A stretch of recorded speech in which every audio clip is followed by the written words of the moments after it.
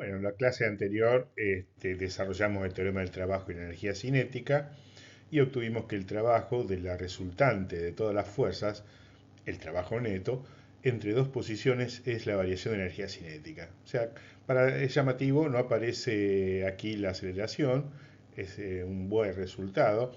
El trabajo entre dos posiciones de la resultante de toda la fuerza depende solamente del cambio de la energía cinética, ¿no? El producto de la masa por el cuadrado de la velocidad. Bueno, hay una constante que es un medio, ¿verdad? Bueno, por curiosidad vamos a intentar hallar el trabajo que realiza la fuerza peso al cambiar la posición de una masa m desde una posición A una posición B como la que se ve a la derecha, ¿no? En esfumado está el B porque va a ser la posición futura, digamos, no está allí. Elegimos un sistema de referencia.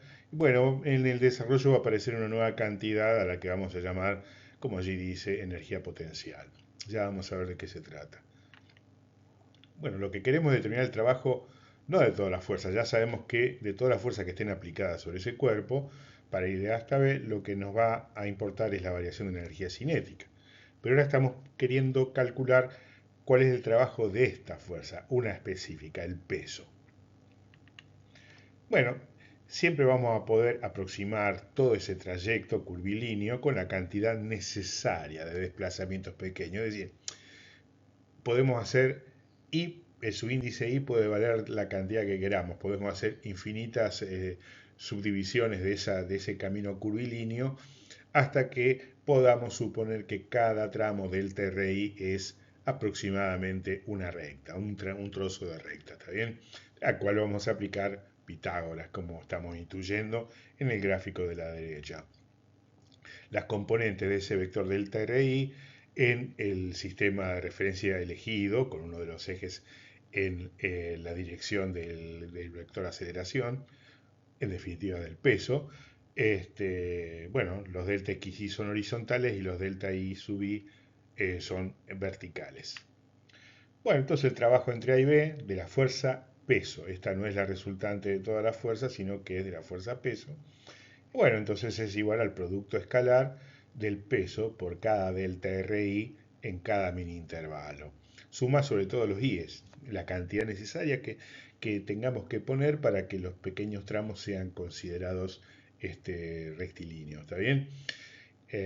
Bien, y lo que estamos suponiendo aquí también es que el peso no varía entre las dos posiciones, que se está manteniendo constante, lo cual es válido si no nos alejamos mucho, si no son muy distantes las posiciones de A y B. Eso se verá en una futura materia. Bueno, en ese sistema allí está expresado el vector peso, este, 0 en la componente del versor i, o sea en el eje horizontal, y menos m por g, que es el módulo del vector aceleración, por el versor j, ¿verdad? Bien.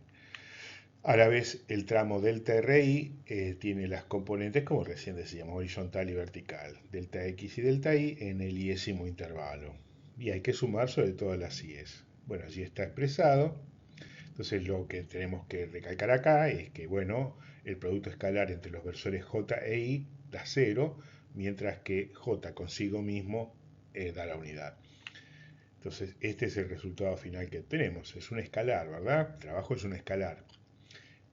Bien, delta I sub I, y hay que sumar sobre todo, o sea, son mini intervalos que tienen un final y un principio. El delta I sub I es el final menos el principio del intervalo delta RI. Bien, eso es lo que estoy poniendo aquí. El trabajo entre A y B es menos mg, la suma sobre todos los i's de esos delta I sub I. ¿Qué quiere decir? Es el I sub I final menos I sub I inicial. O sea, ¿cuál es el final y el inicio en el iésimo? Y vale de 1 hasta n con la cantidad de n que sea necesaria para que esto tenga sentido.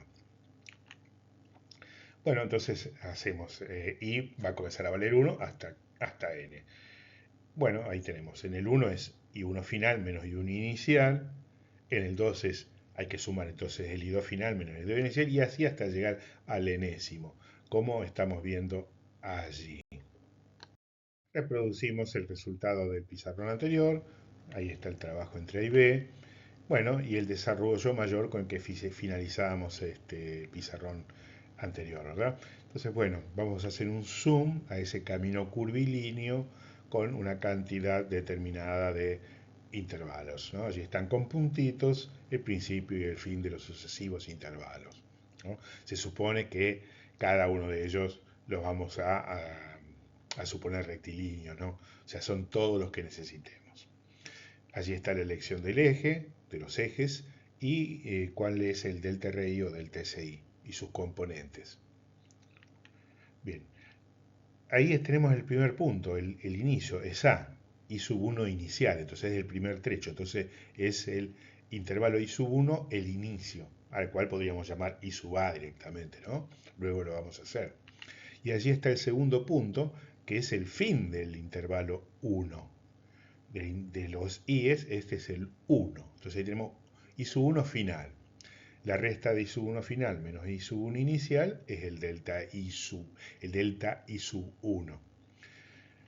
Bueno, ahí tenemos el I sub 2 final, que resulta ser el principio el final de uno es el principio del otro, ¿cierto? Por ejemplo, donde terminó I sub 1 final coincide con el punto inicial del segundo intervalo, y así hasta llegar al final. I sub 3, el final del tercero, es el comienzo del cuarto, y así vamos a llegar hasta el final del n-2, ¿no? Que coincide con el inicio del n-1.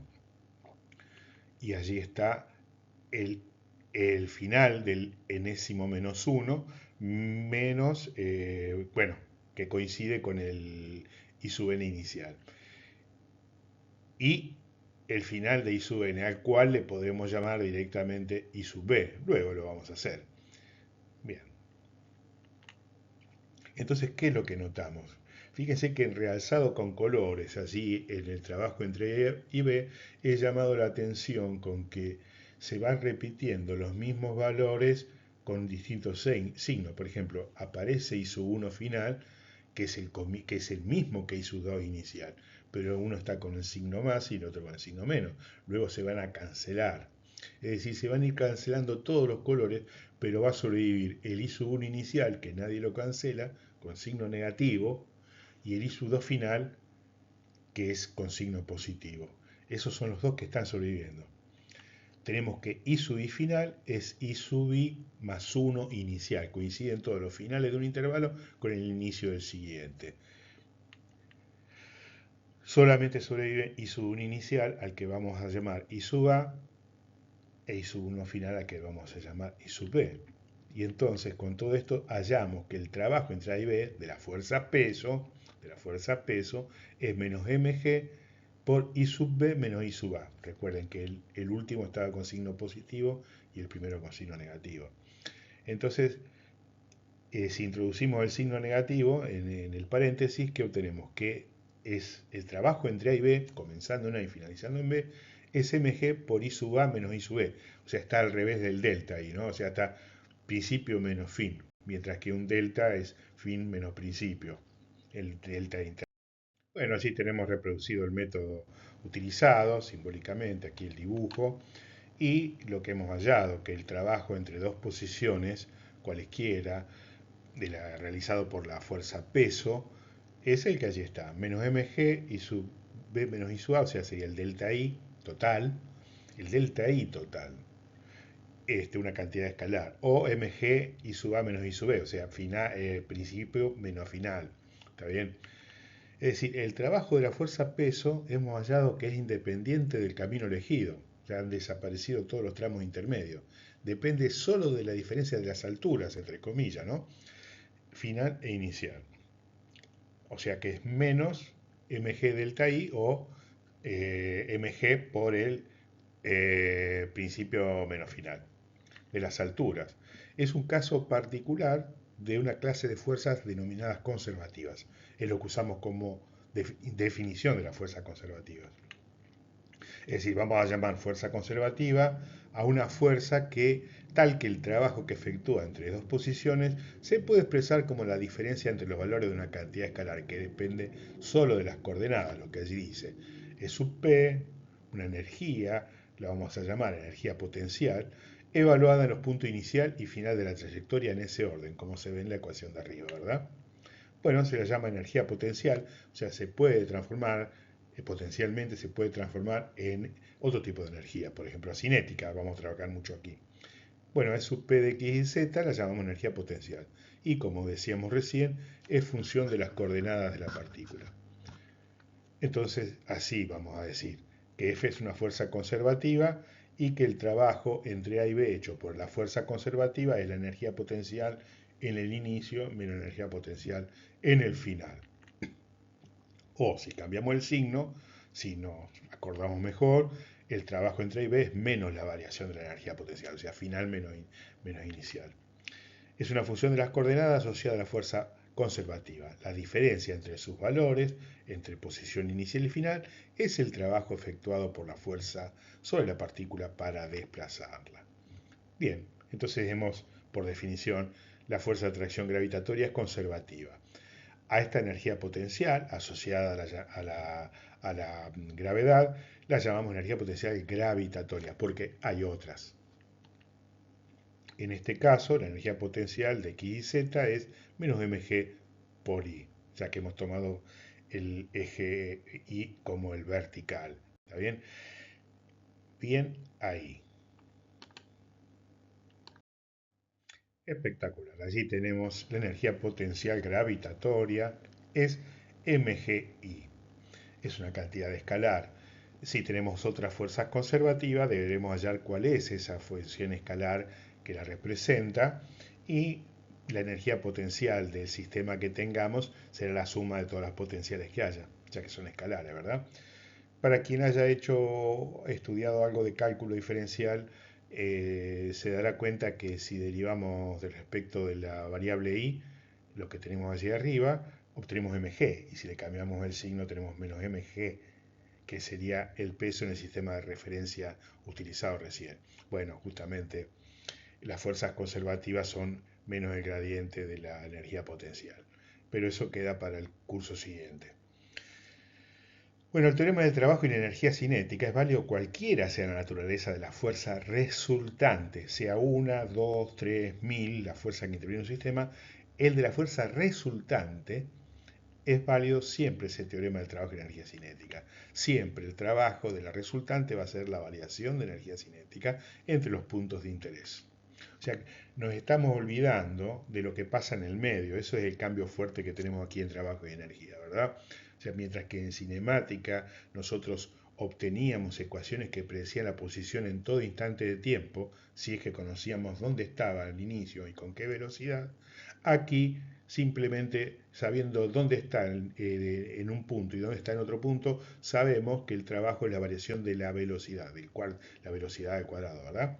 O sea, perdemos información en el medio, pero podemos resolver más fácil un problema quizás. Veremos frente a cada problema si nos conviene conocer la fórmula que predice dónde está en cada instante de tiempo y con qué velocidad, o esta que acortamos, nos olvidamos de lo que pasa en el medio. Bueno, la existencia de la E sub P depende de la naturaleza de la fuerza. No todos tienen esa función. Bueno, por ejemplo, si interviene el peso y otras fuerzas en nuestro problema, bueno, el trabajo de todas va a ser la variación de energía cinética, pero ya sabemos que si consideramos solo el peso, el trabajo hecho por ella es menos la variación de energía potencial. Esto, ¿no? El trabajo entre A y B de una fuerza conservativa es menos la variación de energía potencial. Bueno, aparte de todo, de tener ese MGI que está recuadrado en el ángulo superior izquierdo, podemos decir que la energía potencial está definida menos de una constante, porque nos importa la variación de energía potencial entre dos puntos. Por ejemplo, si yo la defino así, fíjense, energía potencial MGI más C, si yo quiero hallar entre dos posiciones, tengo que nombrarla en A, en B y restarlas. Entonces, bueno, si he puesto que en cada posición hay que sumar una constante, el resultado que tenemos es así. Ahora, cuando saquemos el paréntesis, las dos C se van a restar. Entonces vamos a obtener lo mismo que si hubiéramos considerado que es nulo. O sea que es mg y A menos IB, o menos la variación de energía potencial. Esa arbitrariedad en esa constante justamente nos da permiso para elegir el nivel cero donde se nos dé la gana, donde sea más conveniente. Total, si le agregamos una constante, cuando hallemos el delta se resta. Así que bueno, eso es así. Esa facilidad para elegir la constante hace que, en general, en los problemas de caída en la Tierra, aquí en la superficie de la Tierra, en general se toman como nivel de referencia el cero, digamos, la superficie de la Tierra, el piso. Y la energía potencial gravitatoria se supone nula en la superficie terrestre, positiva hacia arriba, el eje Y positivo hacia arriba, ¿verdad? Mientras que en casos más grandes, donde la Tierra es un punto más, un lugar más, definimos la energía potencial de modo que sea nula a distancia infinita de la Tierra. Una cuestión de comodidad. Si tenemos una trayectoria cerrada, como la que allí vemos, el punto inicial coincide con el final, si hemos dado una vuelta completa.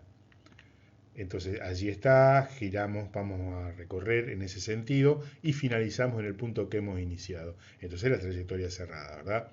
Por lo tanto, la energía potencial gravitatoria en A va a ser la misma que en B, ya que depende solo de las coordenadas. Y el trabajo, que es menos la variación, valdrá cero entonces. Es decir, en alguna parte de la trayectoria tendrá un signo, es un escalar, y en otra tendrá el signo contrario, pero de igual magnitud. Entonces el resultado neto va a ser nulo. En una parte será positivo, en otra será negativo. Entonces, para las fuerzas conservativas tenemos que el trabajo en un circuito cerrado es cero. También se puede adoptar esto como definición de fuerza conservativa, ¿no? Que existe esa tal función escalar de las coordenadas, etcétera. Pero también podemos tomar esto, que es resultado de aquello también, que si una fuerza satisface la ecuación anterior, que el trabajo a lo largo de una curva cerrada es cero, entonces es conservativa. Bueno, vamos a empezar a terminar el tema este de trabajo y energía. Conservación de la energía de una partícula, vamos a ver. O sea, ya hemos hablado, fíjense, de energía, pero hemos definido un tipo de energía que era cinética, de movimiento, que tenía involucrada al cuadrado de la velocidad, o sea, el módulo de la velocidad al cuadrado, o si queremos, el producto escalar del vector velocidad por sí mismo, ¿no? Y una energía potencial, una dependía de la velocidad y la otra de la posición. Bien, ahí. Y las dos nos permitían salvar los trayectos intermedios, ¿no? Una dependía de las velocidades iniciales y finales del trayecto de interés y la otra de las posiciones. Ahora acá está diciendo energía, no dice cinética ni potencial, la energía. Bien. Vamos a definir entonces la energía mecánica total del sistema en un dado punto como la suma de la cinética más la potencial. Voilà. O sea, de todas las potenciales presentes. Por ejemplo, acá hemos visto la gravitatoria, existe la potencial elástica, etcétera, etcétera. Bueno, la potencial, cuando digamos la potencial, será la suma de todas las potenciales que haya. Bueno, entonces la energía mecánica va a ser energía cinética más la energía potencial. Va a ser sumar esos un medio de masa por velocidad al cuadrado en una posición con todas las potenciales que haya. Bueno, el teorema del trabajo y la energía cinética es válido siempre, o sea, no dice el trabajo y la energía cinética, el trabajo de la resultante de toda la fuerza, ¿verdad? Es esto. Trabajo entre A y B de la resultante sea F, el nombre de la resultante, por los pequeños intervalos que suponemos rectilíneos, ¿verdad? Sabemos que eso es la variación de la energía cinética entre A y B, o sea, final menos inicial. Helo allí. Recordemos, F es la suma de todas las fuerzas, la suma vectorial de todas las fuerzas, entre las cuales puede o no haber fuerzas conservativas. Bueno, entonces si puede haberlas, en principio las vamos a dividir en dos mini resultantes, llamémosle. Vamos a separar esa suma F, que da como resultado F, en dos grupos. Una que da una mini resultante, a la cual llamaremos en minúscula, porque la despreciamos así pues chiquita. Entonces, F sub NC será la suma de todas las no conservativas. Y agrupamos en otro término todas las conservativas. También F chiquita, ¿cierto? La suma de las dos chiquitas da la grande. Entonces, bueno, allí tenemos en la ecuación anterior, la suma sobre todas las i's, en vez de ser sobre F, será sobre la resultante no conservativa más la resultante conservativa. Escalar delta SI. ¿Está bien? El intervalito. Entonces, bueno, lo primero que hacemos es distribuir el producto escalar. Allí, lo allí distribuido. Entonces allí estamos separando perfectamente. Y bueno, el segundo término de la gran sumatoria, el de las conservativas, ya sabemos que el trabajo de las fuerzas conservativas es igual a la energía potencial al principio menos al final, o sea, menos la variación de la energía. Entonces, esta segunda sumatoria la hemos reemplazado por este delta que está aquí, ¿verdad? Bien, ahí. Entonces, ¿qué obtenemos? Bueno, allí estamos reemplazándolo. Eso era el delta EPAB, ¿no? Lo hemos resultado como el menos la variación de la energía potencial, ¿verdad? Y ahora volvemos a escribir lo que estaba allá arriba, que era la variación de la energía cinética, trabajo entre A y B, de la resultante de todas, es la variación de energía cinética. Eso siempre. Ahora, si había presentes fuerzas conservativas, esto es lo que teníamos, que es el trabajo no conservativo entre A y B menos la variación de energía potencial. Entonces, simplemente el trabajo de las fuerzas no conservativas, de todas, de la resultante no conservativa, va a ser el cambio de la energía cinética más el cambio de la energía potencial entre A y B, ¿verdad? Y bueno, ya hemos dicho que definimos la energía mecánica como la suma de la cinética más la potencial. Entonces, bueno, desarrollando estos delta, tenemos delta energía cinética, es cinética en B menos A, y lo mismo le pasa a la potencial, ¿verdad? Ahora, agrupando los términos positivos y negativos, fíjense, aparece la suma de la cinética y la potencial al final, menos la suma de la cinética y potencial al inicio, que es lo que hemos definido como energía mecánica total. Entonces esa será en B y esta otra será en A. Entonces el trabajo no conservativo entre dos puntos es el cambio en la energía mecánica total. O sea, tenemos dos resultados importantes. Uno es el teorema del trabajo y la energía cinética, que me dice que el trabajo de la resultante de todas las fuerzas es el cambio de la energía cinética entre dos puntos de interés. Mientras que el trabajo de las no conservativas es la variación de la energía mecánica total. O sea, tenemos estos dos resultados de interés, ¿verdad? Definida ha sido la energía mecánica total, es la energía cinética más la energía potencial, ¿no? Del sujeto de nuestro interés. Y tenemos el resultado general que dice que el trabajo entre A y B, realizado por toda la fuerza, la resultante, es la variación de energía cinética entre los puntos de interés. Y también tenemos que el trabajo de las no conservativas, no de toda la fuerza, sino de la resultante no conservativa, es la variación de la energía mecánica total. Entonces, sobre este segundo, podemos establecer dos corolarios. Dos corolarios. El 1, lo podemos transformar en 1 también, ¿no? Es discursivo eso. Corolario 1. Si sobre una dada partícula actúan solo fuerzas conservativas, quiere decir que la resultante no conservativa es nula o no existen, ¿no? Entonces el trabajo si es nula, la no conservativa, obviamente el trabajo es cero. Entonces la energía se conserva. Mecánica total, ¿no? Ya que el trabajo no conservativo es igual a cero, la ecuación que hemos subrayado allí en verde arroja que la energía en A, mecánica total, es igual a la energía mecánica total en B. O sea, se conserva. Corolario 2. Si sobre una dada partícula actúan fuerzas no conservativas, pero su trabajo total es nulo, entonces la energía mecánica total también se conserva. Es decir, por cualquier camino que el trabajo de la resultante no conservativa sea cero, la energía se va a conservar, la energía mecánica total. Ya sea que no hay fuerza no conservativa o que las hay, pero su trabajo total es nulo. Pueden haberla y no realizar trabajo. Por ejemplo, una fuerza no conservativa es la normal. Un cuerpo apoyado en una superficie, supongamos, horizontal, supongamos, es perpendicular al piso, ¿cierto? Entonces, cuando yo lo desplace por el piso a la masa m, el desplazamiento es perpendicular a la fuerza, por lo tanto el producto escalar va a ser cero, o sea, el trabajo es nulo. existen no conservativas, pero el trabajo es nulo y entonces la energía se conserva. Entonces, este resultado de corolario 1 y 2 lo podríamos resumir. Si sobre una dada partícula actúan solo fuerzas conservativas o bien actuando fuerzas no conservativas, su trabajo es nulo, su trabajo total es nulo, entonces la energía mecánica total se conserva.